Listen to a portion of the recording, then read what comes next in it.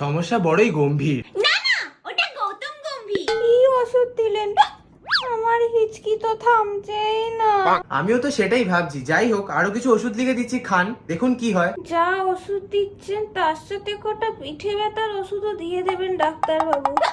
পিঠে আবার কি হলো? আসলে আমার বৌমা আমাকে আচমকা 8-10টা কিল মেরেছে। আমাদের বাড়িতে যখনই আমার হিচকি উঠতো না, আমার মা আমাকে একটা গুদুম করে কিল মারতো আর আমি ঠিক হয়ে যেতাম। তাই ভাবলাম মাকেও মারি। এবার কিন্তু আমার একটু খটকা লাগছে। আপনাকে আমি যে ওষুধগুলো দিয়েছিলাম খালি পেটে খাওয়ার জন্য, ওগুলো আপনি নিয়মিত খাচ্ছেন তো? ওগুলোই কিন্তু আসল। হ্যাঁ, আমি রোজ খাওয়াতাম। তুমি আমায় খালি পেটে তো কোনো ওষুধ খাওয়াওনি। কি বলছেন মা? আমি